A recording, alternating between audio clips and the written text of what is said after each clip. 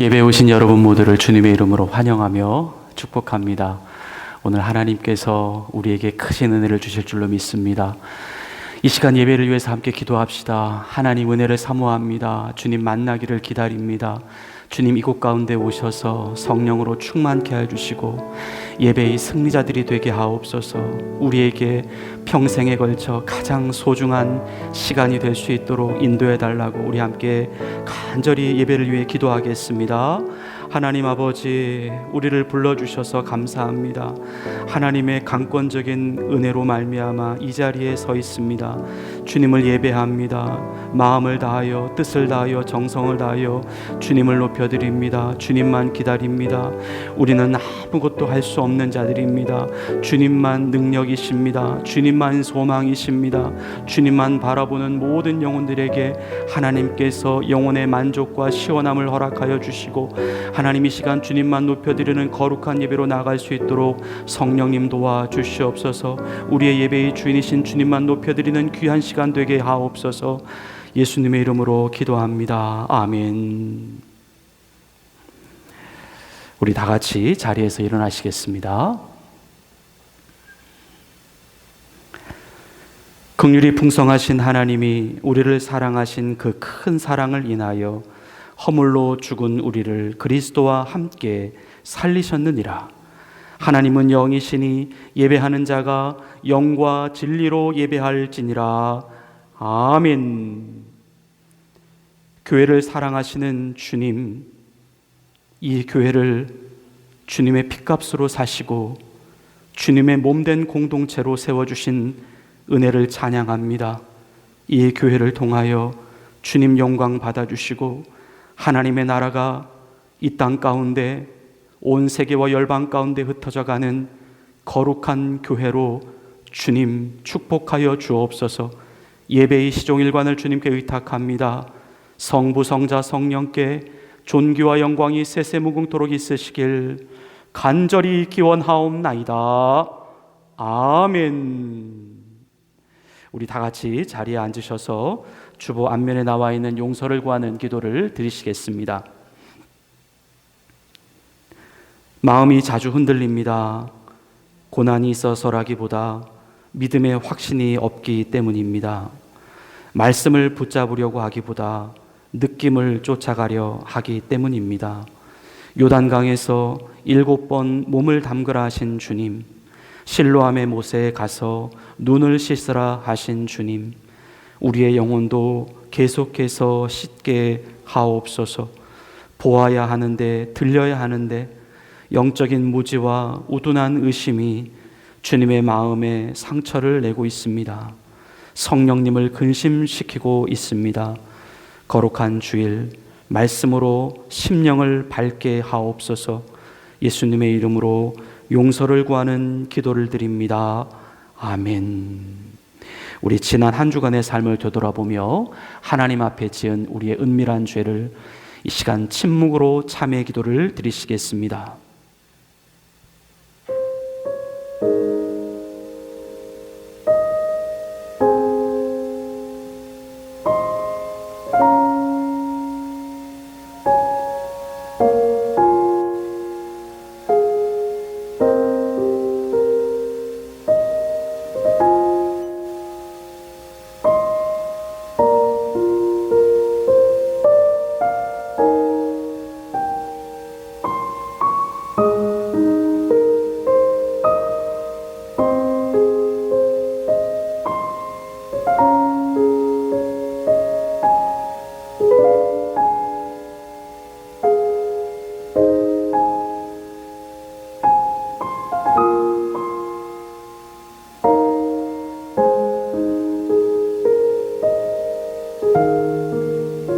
악인은 그의 길을, 불의한 자는 그의 생각을 버리고 여호와께로 돌아오라. 그리하면 그가 긍휼히 여기시리라. 우리 하나님께로 돌아오라. 그가 너그럽게 용서하시리라. 아멘. 나는 전능하신 아버지 하나님 천지의 창조주를 믿습니다. 나는 그의 유일하신 아들 우리 주 예수 그리스도를 믿습니다. 그는 성령으로 잉태되어 동정녀 마리아에게서 나시고 본디오 빌라도에게 고난을 받아 십자가에 못 박혀 죽으시고 장사된 지 사흘 만에 죽은 자 가운데서 다시 살아나셨으며 하늘에 오르시어 전능하신 아버지 하나님 우편에 앉아 계시다가 거기로부터 살아있는 자와 죽은 자를 심판하러 오십니다. 나는 성령을 믿으며 거룩한 공교회와 성도의 교제와 죄를 용서받는 것과 몸의 부활과 영생을 믿습니다. 아멘. 우리 다 같이 자리에서 일어나셔서 주님께 경배와 찬양을 올려드리시겠습니다. 나는 믿음으로 우리 박수 주시면서 찬양하겠습니다. 나는 믿음으로 주 얼굴 보리니 아침에 깰 때에 주 영성에 만족하리. 나 주님과 함께 원하네. 믿음으로 주 얼굴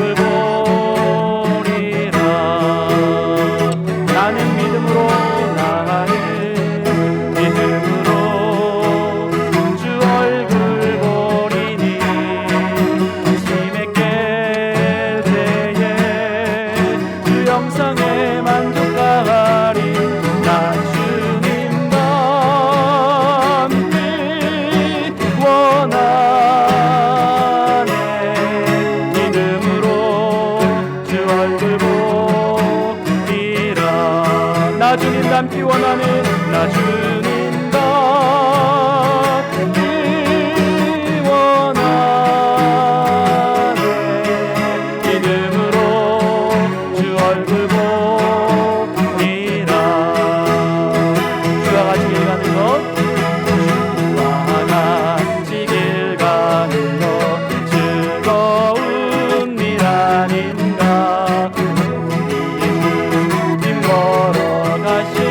밝아 주님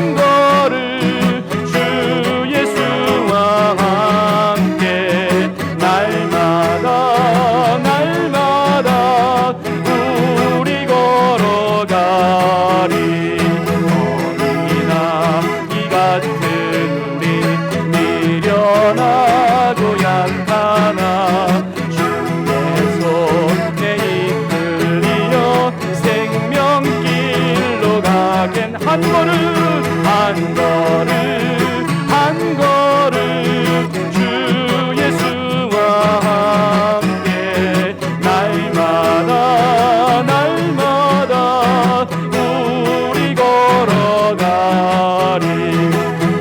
신이 늘 판나 험한 골짜기라도 주가 인도하는 대로 주와 같이 가겠네. 한 걸음 한 걸음 주 예수와 함께 날마다 날마다 우리 걸어가리. 육성 지장에 높같이 우리들도 전국에 올라갈 때까지 주와 같이 걷겠네. 한 걸음 한 걸음 주 예수와 함께 날마다 날마다 우리 걸어가리. 한 걸음 한 걸음 아멘. 한 걸음 주 예수와 함께 날마다 날마다 우리 걸어가리. 할렐루야. 날마다 우리 주님과 함께 동행하시는 우리 성도님들이 되시기를 기도합니다. 이 시간 우리 이렇게 고백하며 찬양할까요?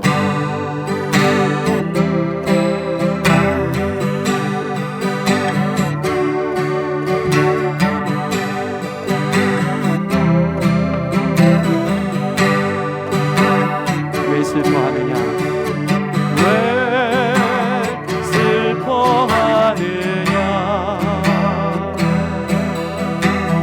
왜 걱정하느냐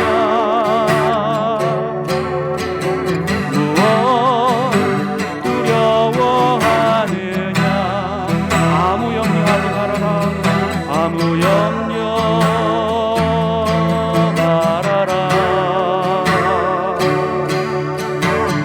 큰 어려움에도 큰 아픔이 있어도 이제 아무 걱정하지 마. 내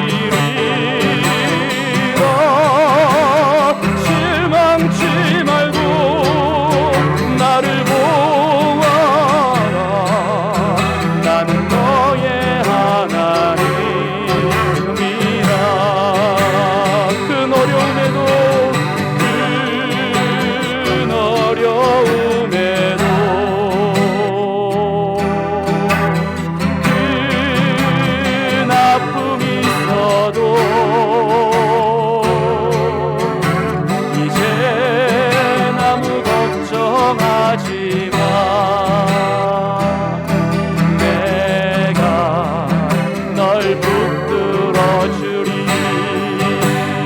주님을 찬양합시다. 내가 너와 항상 함께 하리라. 내가 너를 지키리라. 실망치 말고 나를 보아라. 난 너의 하나님이라. 내가 너와 항상 함께하리라. 내가 너와 항상 함께하리라. 내가 너를 지키리라. 실망치 말고 나를 보아라. 나는 너의 하나님이라. 실망치 말고 실망치 말고 나를 보아라. 나는 너의 하나님이라. 실망치 말고 실망치 말고 나를 보아라.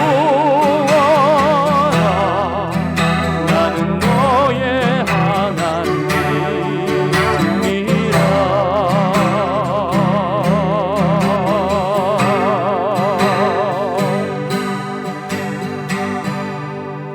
우리와 함께 하시는 주님을 찬양합니다.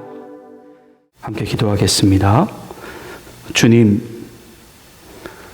우리는 거부할 수 없는 하나님의 강력한 은혜 아래에서 살아가고 있습니다.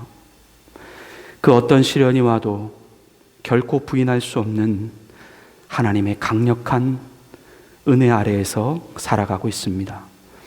우리는 결코 주님을 벗어나지 않을 것입니다. 주님만이 우리의 유일한 정답임을 고백할 것입니다. 비록 지금은 흔들리고 넘어지는 순간들이 많이 있지만 결국 우리는 주님을 더욱더 강하게 붙잡을 것입니다. 다시 오뚜기처럼 일어날 것이고 다시 물맷돌을 들고 담대하게 골리앗 앞으로 뛰어나갈 것입니다. 나이가 문제입니까? 환경이 문제입니까? 조건이 문제입니까? 주님만 나의 주님이시면 됩니다. 주님만 나를 붙잡아 주시면 됩니다. 우리는 주님 안에서 능치 못함이 없을 것입니다. 안 될 것이 없을 것입니다. 기적은 날마다 일어나고 있습니다. 하나님의 보호는 언제나 계속되고 있습니다. 주님을 더욱더 강력히 의지할 수 있는 힘을 주시옵소서. 나의 힘이 아니라, 나의 지혜가 아니라 주님의 힘이며 주님의 지혜입니다. 나의 자랑, 나의 능력이 아니라 주님이 자랑이며 주님이 능력입니다.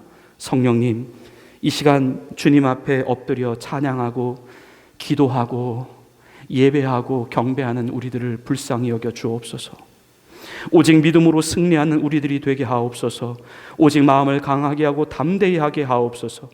좌로나 우로나 치우치지 않게 하시고 걱정하지 말게 하시고 염려하지 않게 하시고 불로 연단하여도 없어질 금보다 더 귀한 확실한 믿음의 소유자들이 되게 하옵소서. 믿음이 없이는 안 됩니다. 믿음이 아니면 우리에게는 답이 없습니다. 세상을 이기는 힘이 믿음이라 하셨습니다. 기도 외에는 이런 유가 나갈 수 없다라고 하셨습니다. 믿음을 키우게 하옵소서. 기도를 키우게 하옵소서. 주님과 함께 있는 시간이 우리에게 가장 값지고 소중한 시간이 되게 하옵소서. 내 안에 나를 몰아내 주시고 오직 성령님만의 인도만을 따라가게 하옵소서. 주님이 반드시 우리를 성장시켜 주실 줄 믿습니다. 주님을 아는 지혜와 지식을 넓게 하시고 깊게 하여 주실 줄 믿습니다. 반드시 주를 닮아가게 하실 줄 믿습니다.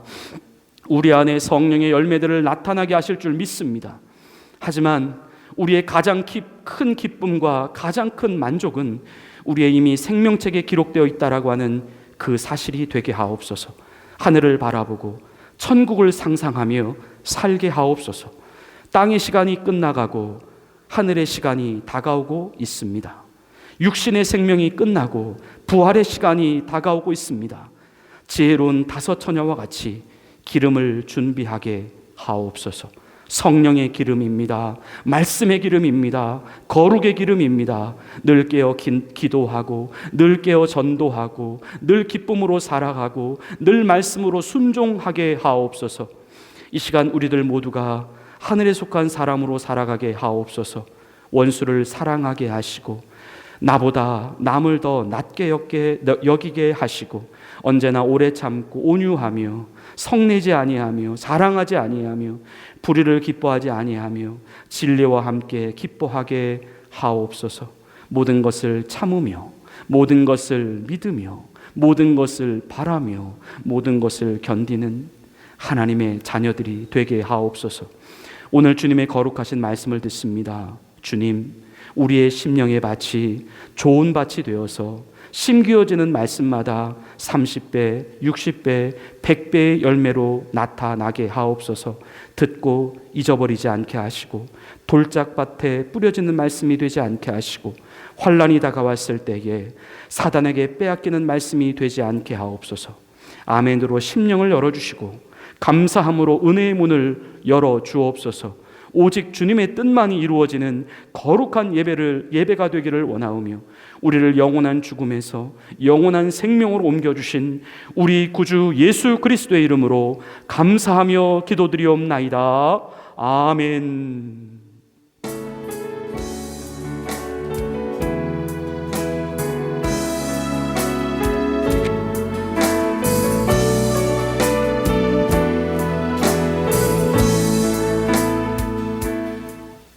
하나님께서 오늘 우리에게 주시는 말씀은 빌립보서 1장 27절부터 30절까지 말씀입니다. 저희가 가지고 있는 성서 신약 319면에 있습니다.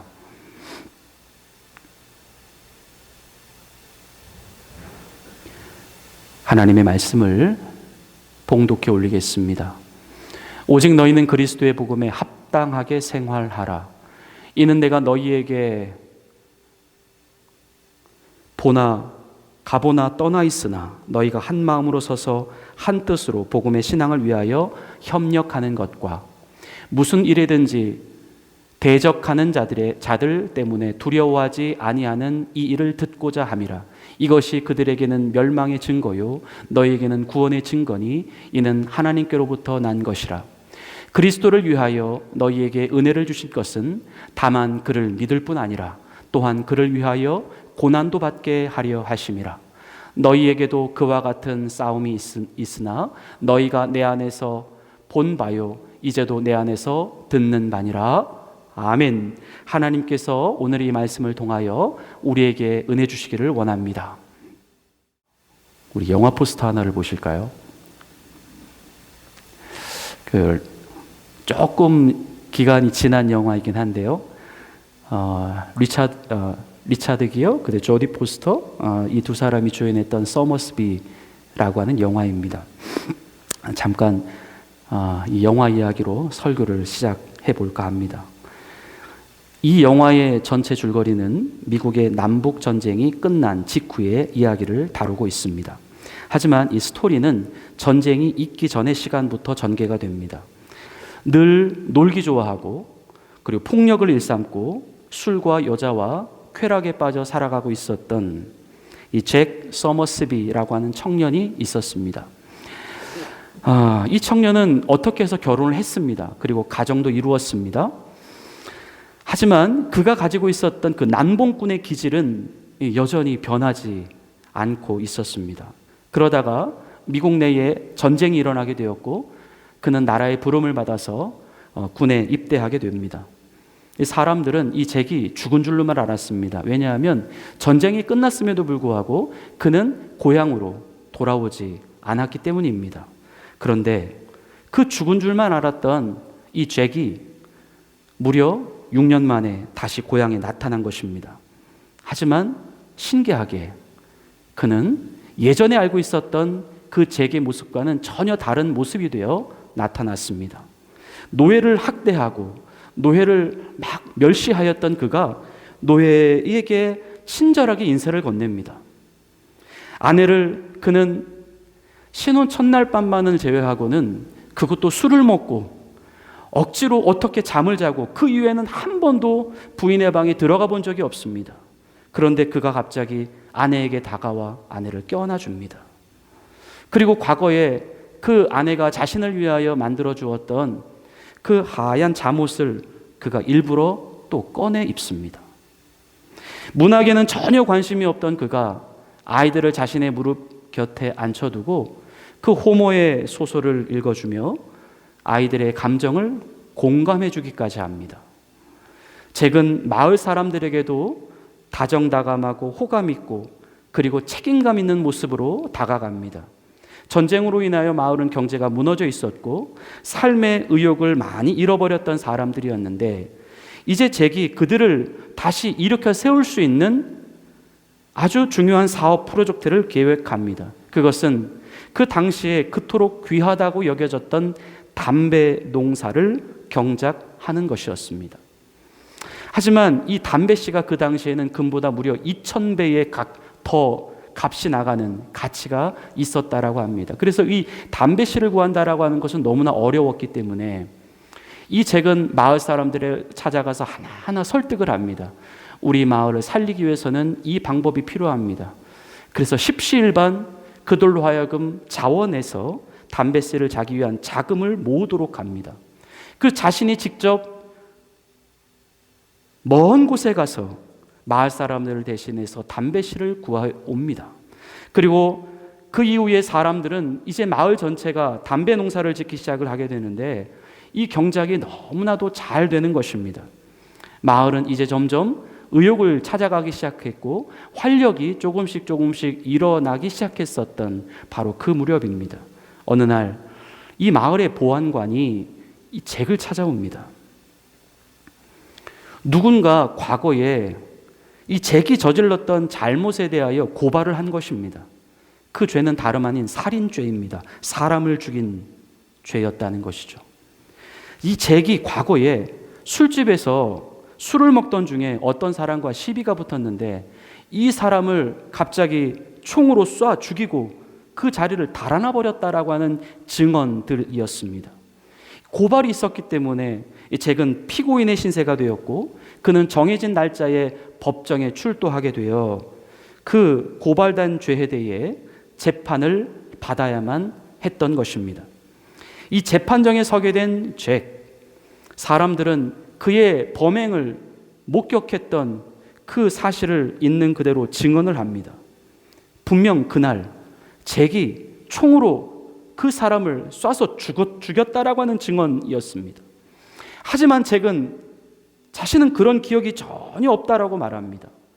그 문제가 되었다라고 하는 술집에 가본 적도 없었다라고 말합니다.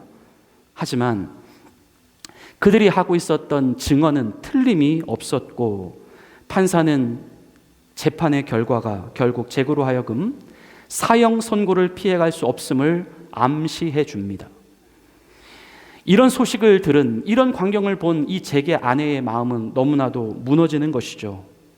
지금은 더 이상 그 과거의 잭이 아니라 누구보다도 자신을 아껴주고 사랑해주는 그 성실하고 책임감 있는 남편의 모습이고 아이들에게는 정말로 자상한 아버지이며 마을 사람들에게는 충분한 존경과 인정을 받으며 지내오고 있었던 그였기 때문입니다. 하지만 그러한 그가 갑자기 살인자의 신세가 되어서 교수형에 처할 위기에 맞게 된 것입니다. 더욱이 그녀는 최근에 이 잭과 관계가 너무나도 좋아서 둘째 아이까지도 출산을 한 상태였습니다. 하루아침에 그 소중한 행복이 깨어진다고 생각하니 그녀는 이 다가온 현실을, 이 사실을 받아들일 수가 없었다는 것입니다. 그렇게 시간이 지나서 이 잭의 최종 판결이 선고되기 전날까지 다가왔습니다. 최종 판결이 이루어지기 전날 평소에 이 잭이라고 하는 사람을 정말 잘 알고 있었던 마을의 어떤 사람이 이 잭의 아내를 찾아와서 이렇게 말을 합니다. 지금 저 사람은 우리가 알고 있는 그 잭이 아닙니다. 저 사람은 분명 다른 사람입니다. 이유는 그가 평소에 알고 있었던 그의 신발 사이즈가 달랐다는 것입니다. 그러한 증언은 최근에 그의 구두를 만들어 주었던 구두 수선공의 입에서부터 나온 증언이었습니다. 정확히 2호수가 차이가 있었다는 것이죠. 또 이런 말도 합니다. 그가 처음에 마을에 나타났을 때 그가 집에서 길렀던 개가 그를 마치 낯선 사람 보는 것처럼 지저대는 것을 보았습니다. 마지막으로 또 이렇게 말합니다. 무엇보다 저 사람이 제게 아닌 이유는 저렇게 너무나도 달라져 있는 그의 모습 때문입니다. 저 사람은 결코 제길 수가 없습니다. 그러면서 그 아내에게 이런 제안을 하는데요. 만일 당신이 그 사람을 가장 잘 알고 있는 그 사람의 부인인 당신이 법정에 가서 저 사람은 저의 남편이 아닙니다 라고 증언을 한다면 당신의 남편은 실제 제게 아닌 사람이 되는 것으로 받아들여지게 될 것이고 그로 인하여 그는 사형 선고를 면하게 될 것이다 라고는 제안이었던 것이죠. 그날 밤에 이 제게 아내가 고민을 합니다. 어떤 결정을 내릴까? 여러분들은 이런 상황 속에서 어떤 결정을 내리겠습니까? 제게 아내는 결국 법정에 가서 저 사람이 내 남편이 아닙니다 라고 거짓 증언을 합니다. 자신이 그동안 속아서 살았다는 이야기를 합니다. 그러면서 어젯밤에 들었던 그 제기 아니라고 말하는 사람들의 증언을 자신이 직접 지지하기 시작합니다. 그러자 재판이 다시 기울어지기 시작하는 것이죠. 그를 가장 잘 알고 있었던 아내가 저 사람은 제기 아니다 라고 말을 하니까 그 사람은 제기 아닌 사람이 되어버리고 결국 재판은 그런 흐름 속에서 이제 무죄 쪽으로 결론이 날 수밖에 없는 그런 상황으로 가고 있었다는 것입니다.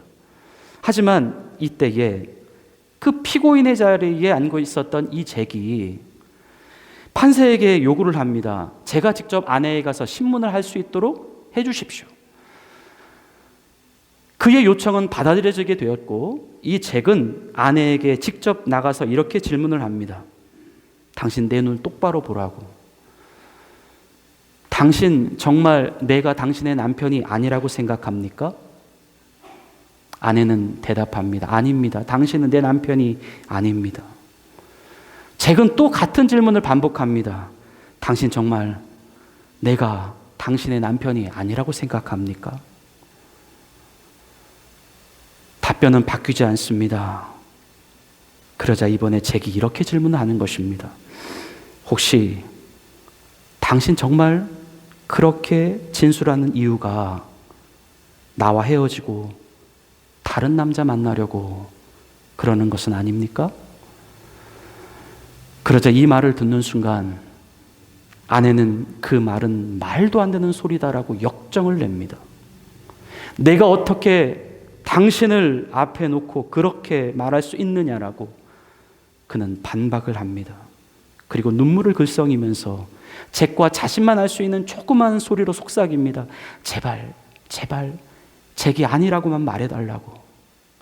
그냥 가만히만 있어달라고. 그러면 당신이 교수형을 면할 수 있다라고 간곡히 부탁을 합니다. 하지만 잭은 그 부인의 말을 듣지 않습니다. 오히려 진짜 당신의 진심을 말하라고 다그치기 시작합니다. 만일 다른 남자를 만날 이유가 아니라고 한다면 어떻게 당신의 남편을 보고 남편이 아니다라고 말할 수 있느냐라고 그 이유 설명하라고 계속해서 큰 소리로 그 많은 사람들이 모여있는 법정에서 그 아내를 다그칩니다. 그러자 부인이 감정이 격해지며 이렇게 대답을 합니다. 결코 그렇지 않습니다. 제가 사랑하는 사람은 지금 내 앞에 서 있는 당신, 오직 당신 한 사람뿐입니다. 그러자 또 잭이 묻습니다. 그 말이 진실이다라고 하는 것을 무엇으로 증명할 수 있겠소? 그러자 이때 부인이 말합니다. 그것은 지금 제가 당신을 사랑하는 것처럼 과거의 남편을 결코 사랑해 본 적이 없었기 때문입니다.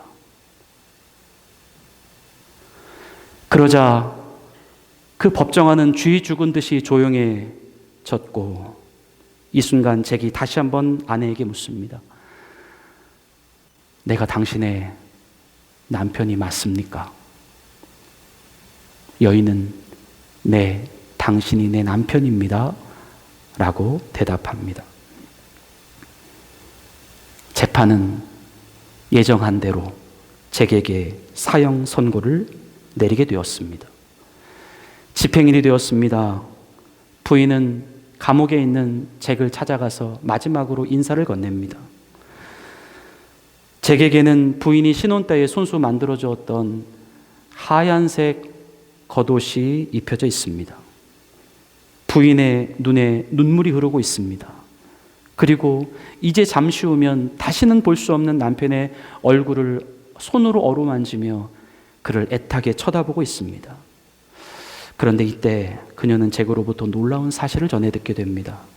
그것은 사실 자신은 진짜 잭이 아니라 호레이스라는 이름을 가진 다른 사람이다라는 이야기입니다. 근데 어떻게 이런 일이 일어날 수 있었을까요? 이 호레이스가 부인에게 진실을 털어놓습니다. 사실 저는 전쟁 중에 당신의 남편인 잭을 감옥에서 만났습니다. 그런데 너무나도 나와 똑 닮아있는, 마치 쌍둥이처럼 닮아있는 그 잭의 모습을 보고 저는 너무나도 깜짝 놀랐습니다. 그리고 우리는 그 이유 때문에 감옥 안에서 너무나도 친해질 수 있게 되었습니다. 그러는 동안 나는 잭으로부터 수년에 걸쳐서 잭의 과거에 대하여 모두 다 들을 수가 있었습니다.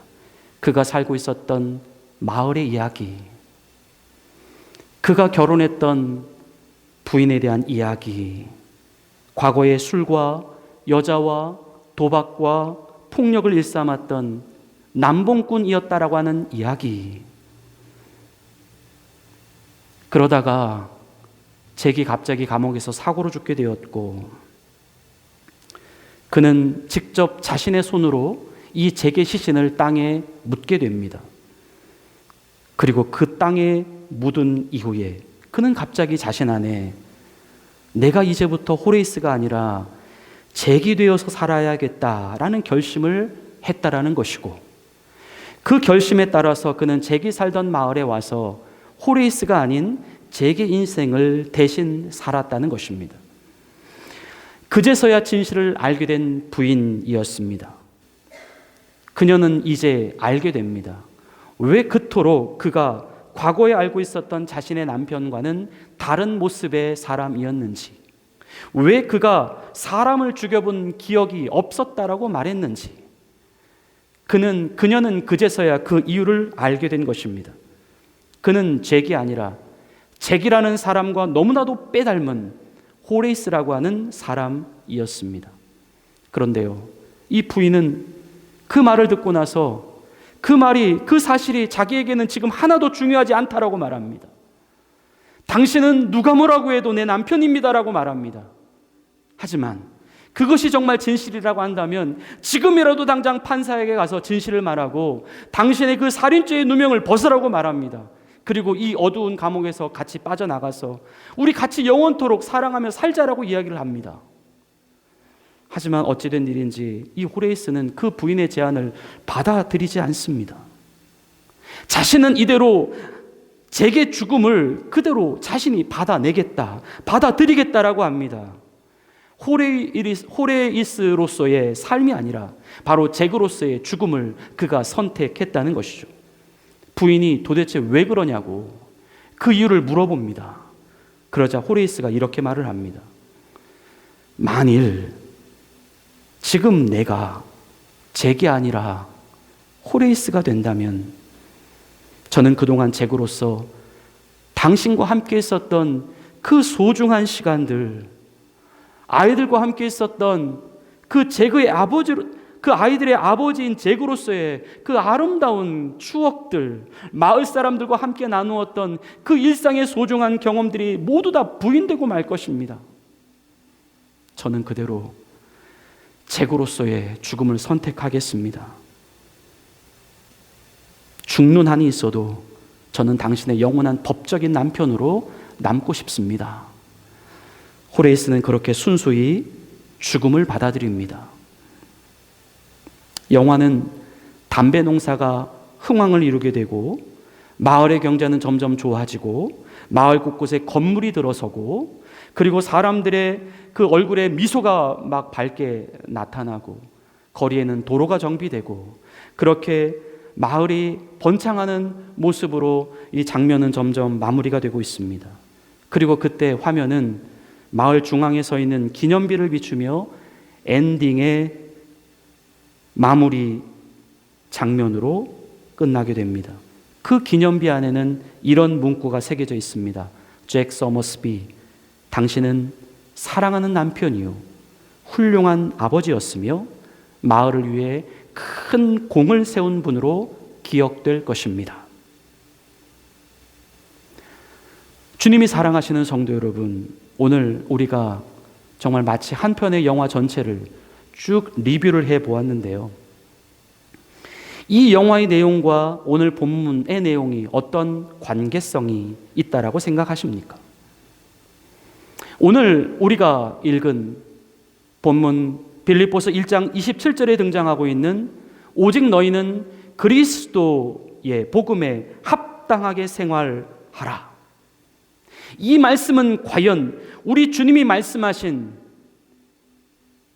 그 그리스도의 복음에 합당하게 생활한다라고 하는 그 의미가 무엇이라고 우리에게 알려준다라고 생각하십니까?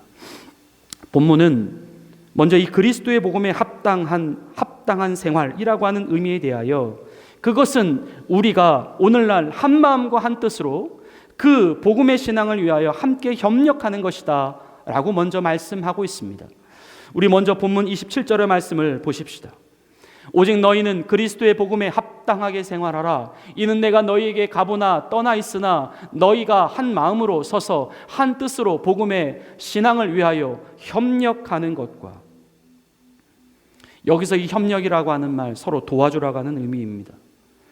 이 복음에 합당한 생활을 함에 있어서 우리가 함께 격려하고 함께 용기를 주고 함께 이 생활을 이루어가기 위하여 너희는 한 마음이 되어야 된다. 그리고 한 뜻이 되어야 한다라는 의미입니다.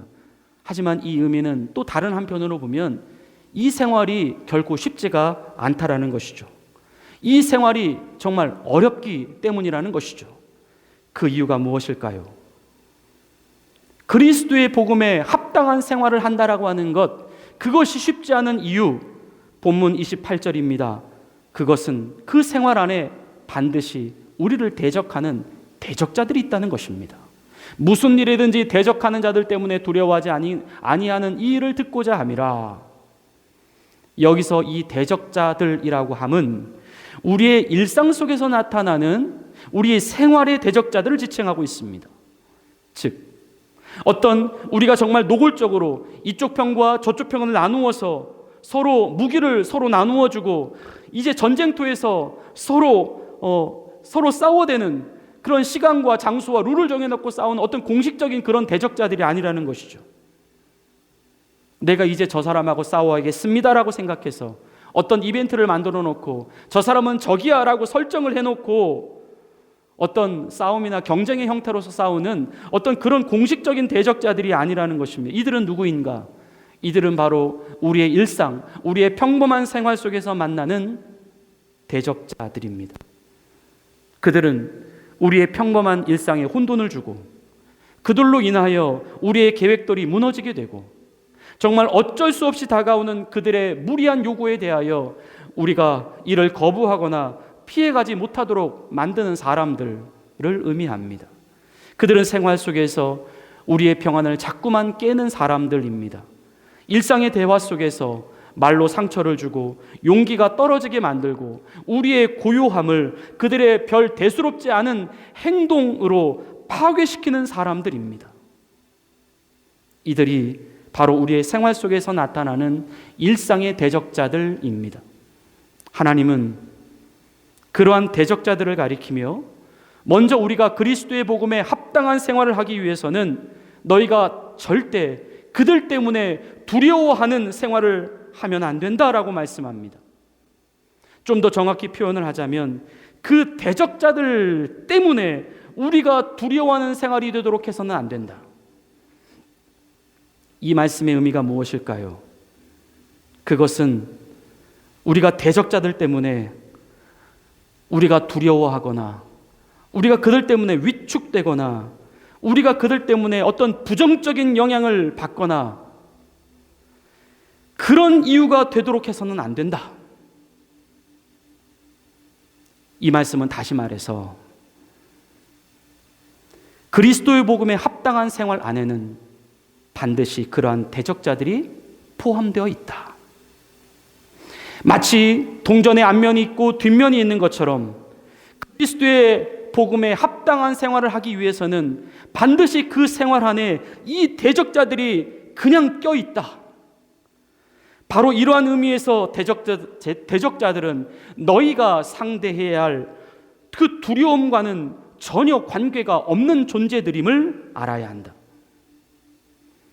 그냥 그들이 함께 있도록 되어 있는 생활, 그냥 그들과 함께 더불어 살도록 되어 있는 생활, 그것이 바로 그리스도의 복음에 합당한 생활이라는 것이죠. 정말 우리가 싸워야 할 대상은 그래서 우리의 대적자들이 아니라 그 대적자들 때문에 자꾸만 영향받고 자꾸만 위축되고 자꾸만 움츠러드는 내 자신과의 싸움이 되어야 한다는 것입니다. 그냥 그대로 인정하면서 살아가라. 그들을 우리의 삶에서 부정하고 싸우려 하고 몰아내려 하고 부인해버리는 쪽으로 가서는 안 된다. 그냥 당연한 존재로 받아들여야 할 사람들, 그냥 마땅한 존재로 인정해두고 가야 할 사람들, 그러한 대적자들과 함께 떠안으며 가야 하는 생활, 이것이 바로 그리스도의 복음에 합당한 생활이라는 것입니다. 성도 여러분, 부디 그리스도의 복음 안에서 이들과 함께하는 생활을 수용할 수 있기를 바랍니다. 우리는 이들을 인정해야 합니다. 이들의 태도, 이들의 말투, 이들의 반응을 우리는 떠안을 수 있어야 합니다. 오늘날 많은 그리스도인들이 이 복음에 합당한 생활, 그리스도의 복음에 합당한 이 생활에 대해 많은 오해를 하고 있습니다. 그것은 이 생활은 복음이고 또 그리스도고 그리스도의 또 복음이고, 그러다 보니 이 생활은 항상 밝은 면만 있어야 한다. 항상 함께 동의하는 것만 있어야 하고 늘 이쁘고 늘 착한 것만 있어야 한다라고 하는 그런 오해입니다. 이 생활 안에는 갈등이 없어야 하고 문제가 없어야 하고 늘 평온하고 긴장감이 있어서는 안 된다라는 오해입니다. 그래서 언제나 그 생활 안에는 웃음꽃이 피어나야 하고 평화와 은혜와 사랑만 공존해야 한다라는 그런 생각입니다. 하지만 그것은 오해다라는 것입니다. 그것은 일종의 우리 자신이 설정해 놓은 나의 판타지아라는 것입니다. 그러한 오해는 오늘 우리의 삶에 정말 여러 가지로 많은 불만과 자괴감과 무기력함으로 작용하게 되었습니다. 우리는 결코 바뀌어진 현실 속에서 만족함이 없습니다. 평안이 없습니다. 현실이 싫습니다. 일상이 싫습니다. 자꾸만 피하고 싶고 달아나고만 싶습니다. 그 생활이 지금 내가 취해야 될 생활과는 맞지 않는 생활이다라고 자꾸만 현실을 부정하는 쪽으로 간다는 것이죠. 이렇게 되면 일상의 의욕이 점점 줄어들게 됩니다.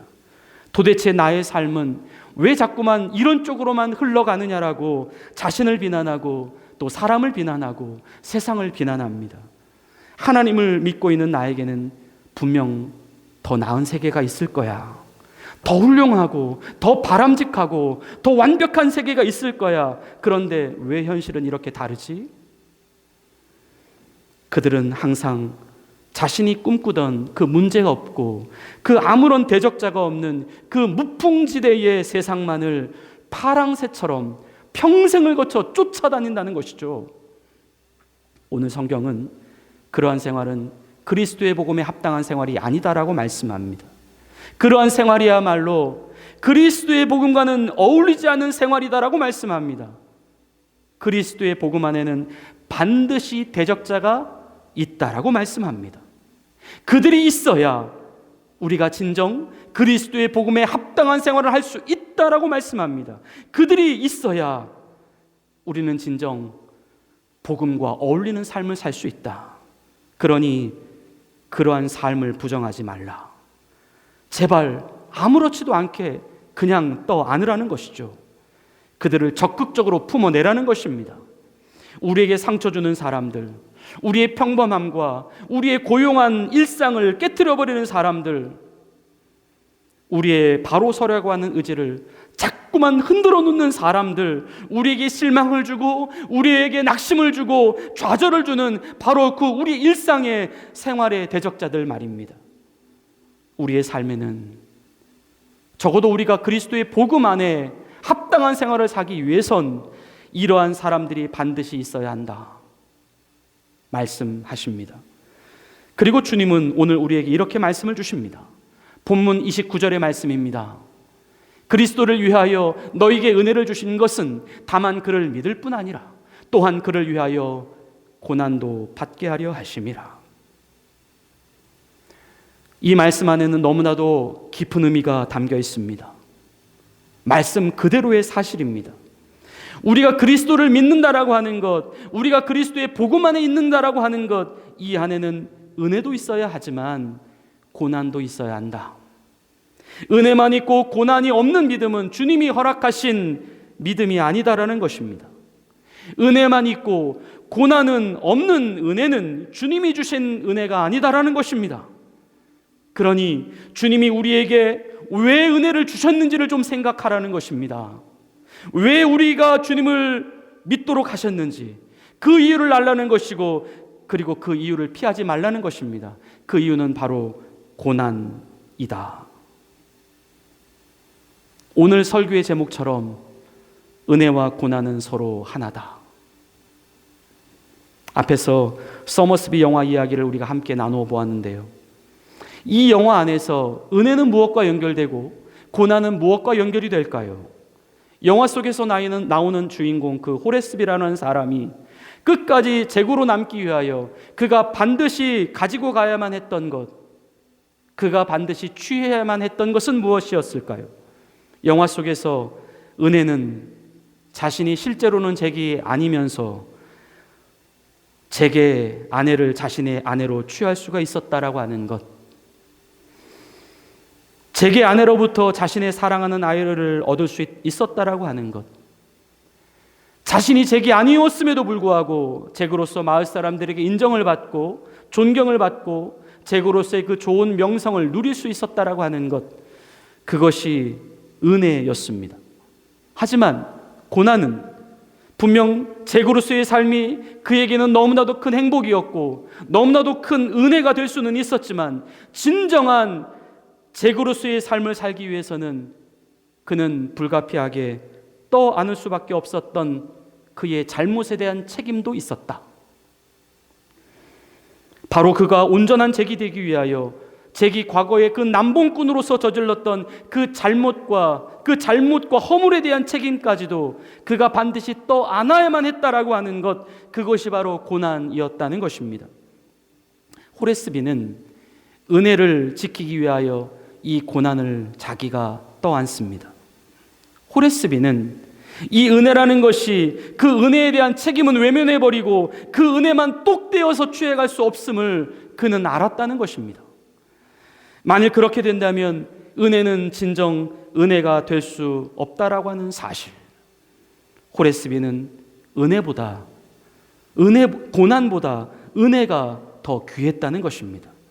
그래서 그 은혜와 함께 따라오는 고난도 그는 기꺼이 감수할 수가 있었다. 그것이 비록 자신의 목숨을 잃어버리는 고난이었다 하더라도 말입니다. 과연 그리스도의 복음을 받아들인 우리들이 오늘 이 시간 우리가 떠안아야 할 고난은 무엇이며 그리스도의 복음에 합당한 생활은 무엇이라고 생각하십니까? 오늘 다시 한번 본문 29절의 말씀을 우리 같이 한번 읽어보십시다. 그리스도를 위하여 너희에게 은혜를 주신 것은 다만 그를 믿을 뿐 아니라 또한 그를 위하여 고난도 받게 하려 하심이라.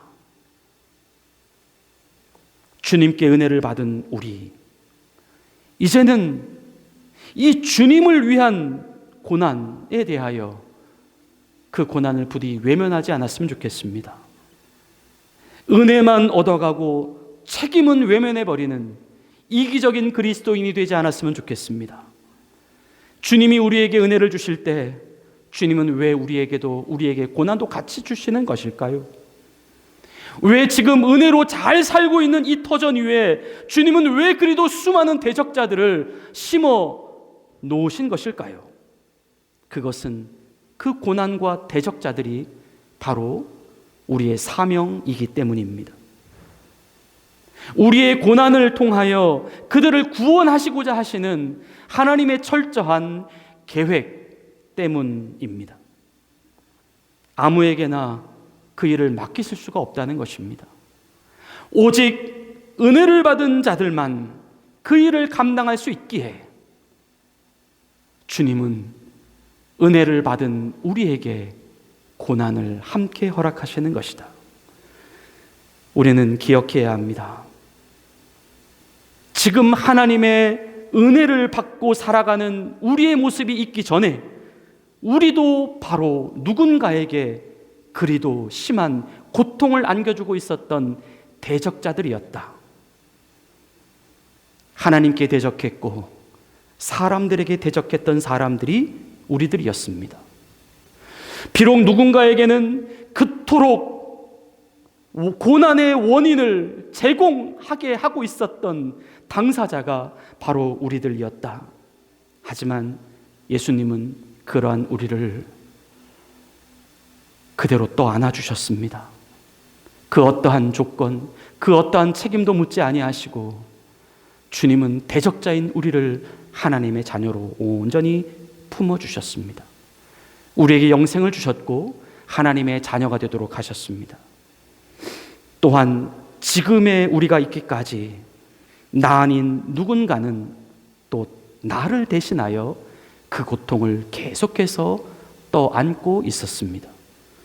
그래서 지금 은혜를 받은 우리가 이 자리에 앉아 있는 것입니다.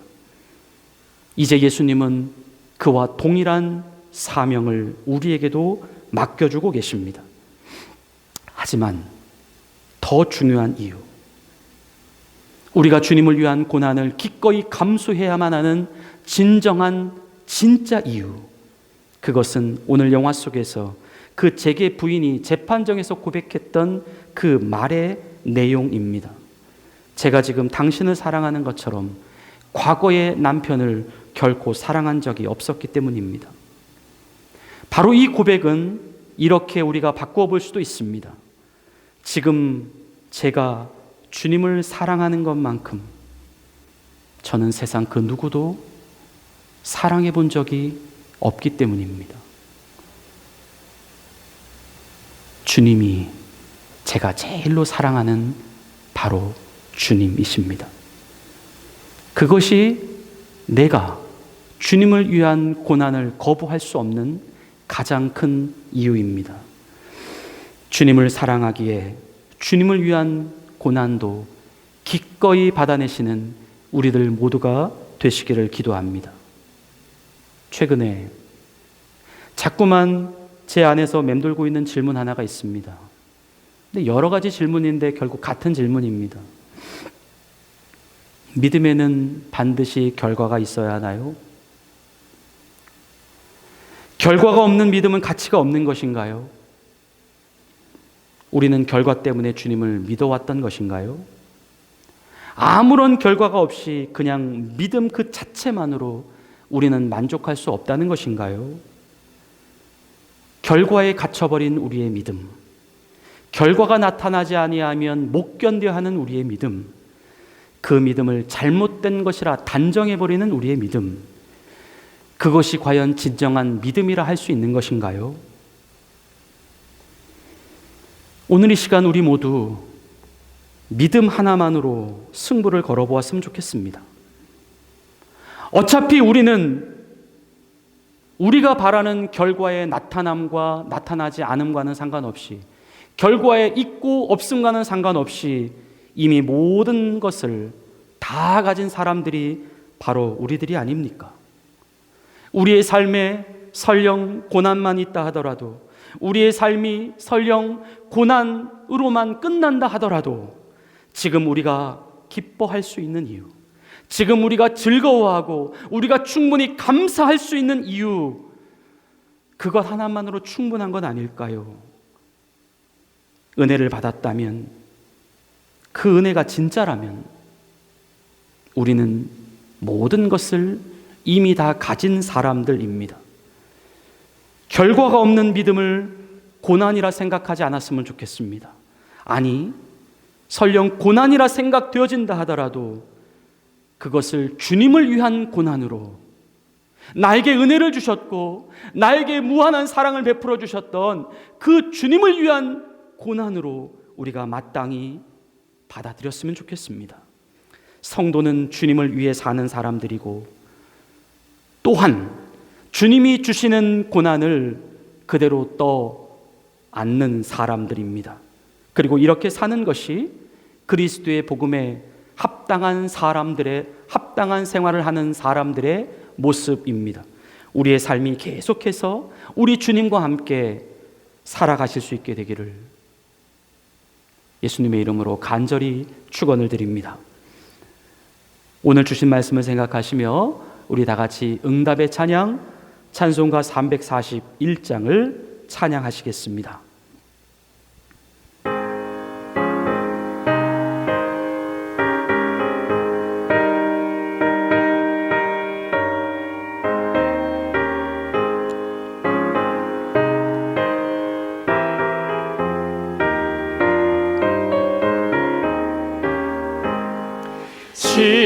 십자가를 내가 지고 주를 따라 합니다. 이제부터 예수로만 나의 보배 삼겠네. 세상에서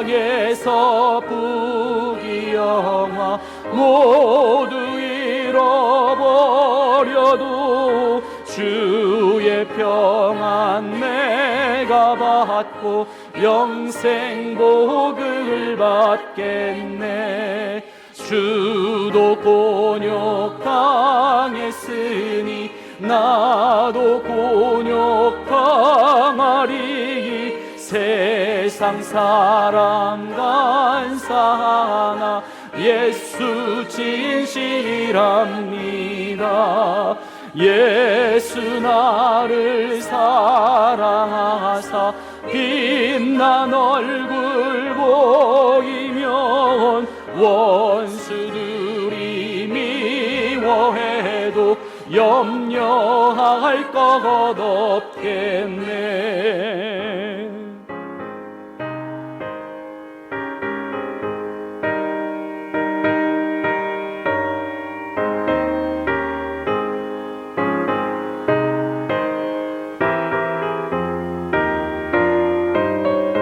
내가 핍박당할 때에, 내가 핍박당할 때에 주의 품에 안기고 세상 고초 당할수록 많은 위로 받겠네. 주가 주신 기쁨 외에 기뻐할 건 무엇냐. 주가 나를 사랑하니 기뻐할 것뿐일세. 아멘. 우리 이제 함께 간절히 통성으로 우리 결단의 기도를 드리십시다. 주님, 우리를 사랑하셔서 죽기까지 순종해 주신 주님, 우리는 오늘날 하나님의 자녀라는 타이틀만을 가지고 있었지, 하나님의 백성이라고 하는 정체성만 가지고 있었지, 우리는 그에 대한 합당한 책임을 지려고 하지 않았습니다. 은혜만 먹으려고 하였지 은혜에 합한 생활은 하려고 하지 않았습니다. 우리의 비겁해진 삶을 용서해 주옵소서. 우리가 주님과 함께 영광을 받기 위하여 고난도 함께 받을 수 있도록 주님 도와달라고. 고난이 없는 복음은 복음이 아닌 줄로 믿습니다. 고난이 없는 은혜는 은혜가 아닌 줄로 믿습니다. 이제 우리가 은혜도 주목할 뿐 아니라 고난도 주목할 수 있도록 도와주셔서 이제 모든 것이 주님이 허락하신 것들이라면 고난과 은혜를 같은 시선으로 볼 수 있도록 오직 믿음 하나로만 결과와 상관없이 승부를 걸 수 있는 우리들이 될 수 있게 해달라고 우리 간절히 이 시간 통성으로 기도하겠습니다. 하나님 아버지, 주님을 찬양합니다. 아버지 하나님, 주님이 우리에게 은혜를 주신 것은 우리에게 또 고난도 하나님 겪게 하여 아버지 하나님 그 고난을 통하여 하나님 많은 대적자들을, 많은 영혼들을 다시 한번 하나님의 거룩한 자녀로 부르시고 회복하시기 위함인 줄로 믿습니다. 아버지 하나님, 우리가 주님 앞에 너무나도 큰 은혜를 받았습니다. 하나님, 이제 그 은혜와 더불어서 고난도 함께 주님이 주시는 축복으로 받아들이고 하나님 은혜로 받아들이고 진정한 복음의 합한 생활을 살아갈 수 있는 우리들 모두가 되어줄 수 있도록 역사하여 주시옵소서. 하나님 아버지, 그렇게 살아가는 것이 주님이 우리에게 기대하신 삶입니다. 그렇게 살아가는 것이 성도의 능력의 삶인 줄로 믿습니다. 아버지, 그 삶으로부터 벗어나지 않도록 도와주시옵소서. 그 삶을 우리가 힘들다고 외면하지 않도록 도와주시옵소서. 그 삶을 우리가 아버지 피에 부인하지 않도록 하나님 도와주시고 주님이 그 고통을 떠안으신 것처럼 우리도 그 주님을 위한 고난을 떠안을 수 있도록 인도해 주시옵소서. 하나님, 그렇게 해야 되는 이유가 무엇입니까? 주님이 나를 사랑하시기 때문입니다. 내가 이 세상에서 가장 사랑하는 분이 우리 주님이기 때문입니다. 아버지 하나님, 이 고백을 잃지 않도록 도와주시옵소서. 이 고백으로 말미암아 오직 주님만 사랑하는 삶, 주님과 함께 주님을 고난을 기꺼이 받아내는 삶을 살아갈 수 있는 우리들 모두가 되어줄 수 있도록 역사하여 주시옵소서. 하나님 아버지, 고난이 없는 복음이 있습니까? 고난이 없는 은혜가 있습니까?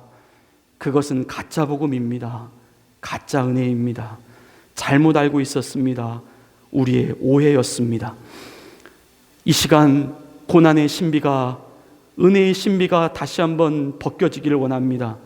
우리의 삶을 바라보는 시각과 관점이 완전히 새로워지기를 원합니다.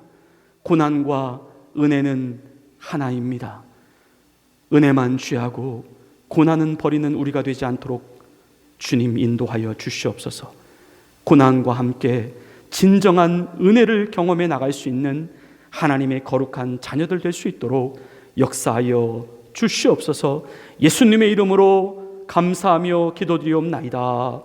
아멘. 봉헌송 주님께 드리시며 준비하신 예물 하나님께 정성껏 올려드리시겠습니다.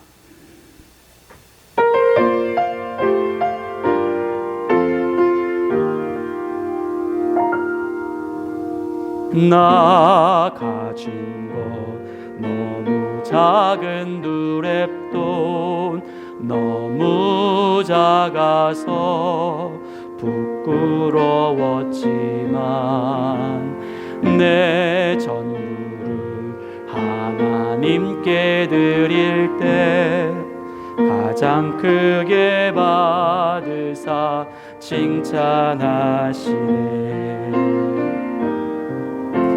작은 두랩돈 하나라도 주님 보시기에 가장 값진 헌신, 작은 내 삶도 하나님이 원하신 곳에 아름답게 쓰소서.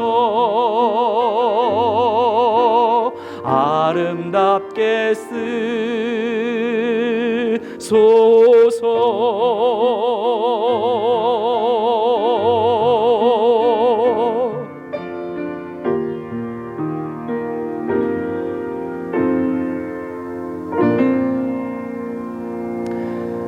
우리 서로에게 축복하며 인사하겠습니다.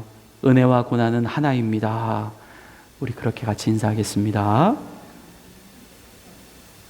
은혜와 고난은 하나입니다. 우리 예배 후에 또 같이 교제하시고 또 주일 말씀 나눔의 시간도 갖겠습니다.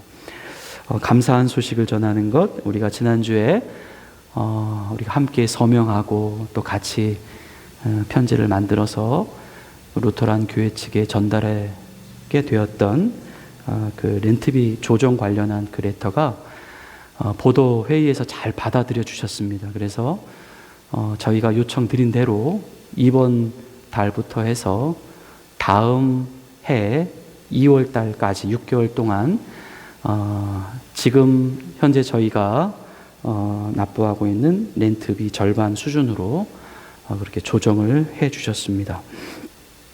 감사의 말씀을 드리고요. 네, 나머지 교회 소식 주보를 참고해 주시기를 바랍니다. 다 같이 일어나셔서 파송의 찬양 부르시고 마지막 축도하심으로 모든 예배의 순서를 마치겠습니다.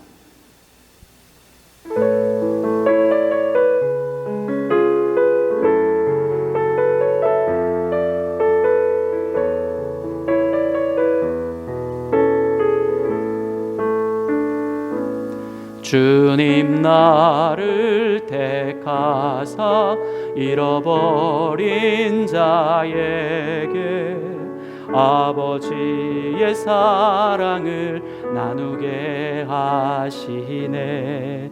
목자 없는 같이 차가운 마음 녹이는 진리의 빛 전하게 하소서.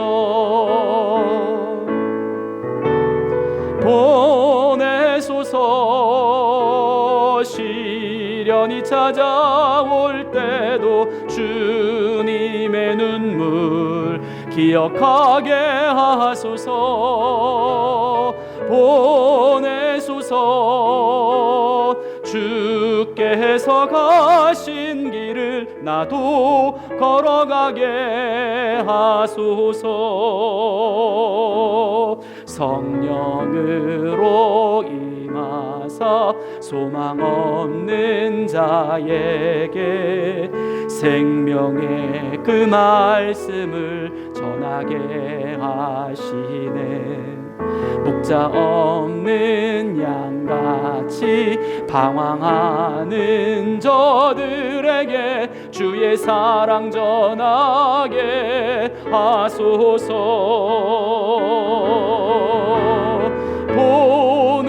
보내소서. 시련이 찾아올 때도 주님의 눈물 기억하게 하소서. 보내소서. 주께서 가신 길을 나도 걸어가게 하소서.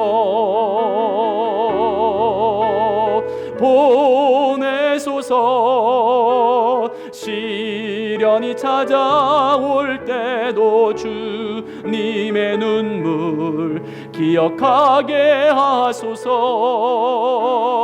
보내소서.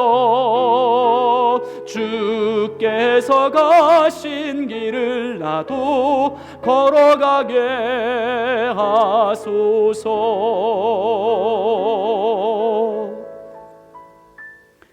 그리스도의 복음에 합당한 생활이 무엇인지 우리에게 말씀하여 주시니 감사합니다. 은혜도 있지만 고난도 있음을 말씀하여 주시니 감사합니다. 우리의 일상에는 대적자들이 함께 공존하고 있다는 사실도 인정할 수 있게 해주시니 감사합니다. 주님, 고난을 바라보는 우리의 관점이 바뀌어지게 하옵소서. 은혜와 고난이 서로 다른 것이 아니라 하나인 것을 바라보게 하옵소서. 주님이 허락하신 고난이라면 이제 그 고난을 외면하지 않게 하옵소서. 은혜에 대한 책임도 우리가 마땅히 떠안게 하옵소서. 오늘 예물을 기쁘게 흠양하여 주시니 감사합니다. 하나님, 이 예물을 바치는 손길들, 믿음으로 주님 앞에 드려지는 예물, 주님을 사랑하여 드리는 예물, 고백과 진심을 담아 드리는 예물, 하나님 흠양하여 주옵소서. 기쁘게 받아 주옵소서. 우리의 삶을 받아 주시옵소서. 우리의 계획과 우리의 미래와 우리의 모든 소망도 우리 주님 함께 받아 주옵소서. 주님이 우리의 기도를 들으시면 됩니다. 주님이 우리가 드리는 것들을 받으시면 됩니다. 들을 수 있는 주님이 계셔서 너무나도 행복합니다. 하나님, 부족함이 없도록 날마다 주님 때문에 승리하며 살아갈 수 있도록, 주님 한 분만으로 기뻐하고 만족할 수 있도록, 결과가 없어도 항상 주님 때문에 감사하고 즐거워할 수 있는 인생 될 수 있도록 성령님 축복하여 주시옵소서.